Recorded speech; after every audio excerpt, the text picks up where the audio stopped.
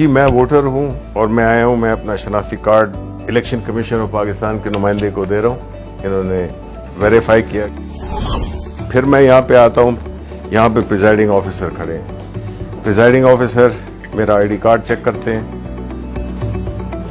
اور مجھے کلیئر کرتے ہیں کہ میں اپنا ووٹ ڈال سکتا ہوں. انہوں نے یہاں سے بیلٹ کا پریس کیا اور میں نے اپنی پسند کے کینڈیڈیٹ کو دیکھتے ہوئے, انتخابی نشان بھی ہے اور نام بھی ہے, تو میں اپنا ووٹ دے رہا ہوں جی زبیر جٹ کو. بیٹ یہ میں نے دبا دیا اپنا ووٹ. یہ یہاں سے ووٹ نکل آیا. اب یہ میں پرچی لے کر اور اس کو بیلٹ پیپر میں جو الیکشن کمیشن کا وہ اس میں ڈال دیتا ہوں. اب جب ووٹنگ ختم ہو گئی ہے تو سارے پولنگ ایجنٹس کو بلا لیا جائے گا. پریزائڈنگ آفیسر کہیں گے کہ جی ٹائم ووٹنگ کا ختم ہو گیا ہے, کوئی ووٹر موجود نہیں ہے جو پولنگ اسٹیشن ہے. سب کی تسلی ہو گئی. آپ اس سیل کو کھولیں گے جو کہ پہلے اس میں سٹارٹ تھا. جب پولنگ سٹارٹ ہوئی تھی تو انہوں نے سٹارٹ کا بٹن دبایا تھا. اب یہ کلوز کا بٹن دبائیں گے. اب پولنگ بالکل بند ہو گئی. اب اگر یہ بھی کرنا چاہیں, سٹارٹ کا بٹن بھی دبانا چاہیں دوبارہ, تو یہ نہیں کر سکتے. اب کنسولیڈیٹڈ ریزلٹس چاہیے تو پریزائڈنگ آفیسر پھر آپ دبائیں ریزلٹس. یہ ریزلٹس میں اور یہ آپ کی اسی وقت آپ کے پاس پورا جو بھی کینڈیڈیٹس تھے. یہاں پہ چونکہ زبیر جٹ کو ایک ووٹ پڑا تھا تو صرف ان کے آگے ایک ووٹ لکھا ہوا ہے, باقی کسی کا کوئی ووٹ نہیں تھا. یہ جو لسٹ ہے اس میں پریزائڈنگ آفیسر سائن کریں گے اور اس کے بعد جو بھی پولنگ ایجنٹس ہیں وہ سائن کریں گے. ہم نے پھر ایک اپلیکیشن ڈیولپ کی ہے جس میں کہ جو کیو آر کوڈ ہے اس کو جو پریزائڈنگ آفیسر ہے اس کے پاس اس کی اپلیکیشن ہوگی, وہ اس کو سکین کرے گا. اب کسی اور عام فون پہ کریں آپ.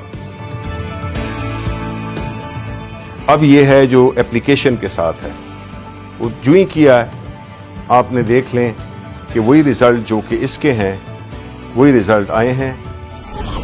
اس کو ہم نے ریلے کرنا ہے واپس الیکشن کمیشن آف پاکستان کے ہیڈ کوارٹر کو. وہ پھر ایک ٹیکنالوجی جس کو کہ بلاک چین ٹیکنالوجی کہتے ہیں, اس کے استعمال سے کچھ سیکنڈ میں یہ جو ہے تو ریلے ہو جائے گی اور پہنچ جائے گی ایک بہت ہی چھوٹی فائل کی صورت میں, کلو بائٹس میں میرا خیال ہے کلو بائٹس میں پہنچ جائے گی. تو نہ سسٹم بیٹھے گا اور نہ کوئی اور کمپلیکیشن آئے گی.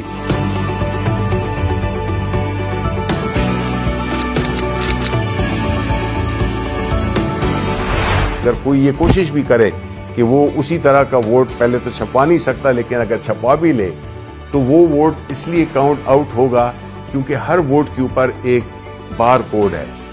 وہ بار کوڈ جب آپ سکین کرتے ہیں تو وہ آپ کو صرف ایک انفارمیشن دے گا, صرف یہ بتائے گا کہ یہ اس پولنگ اسٹیشن کا بیلٹ پیپر ہے.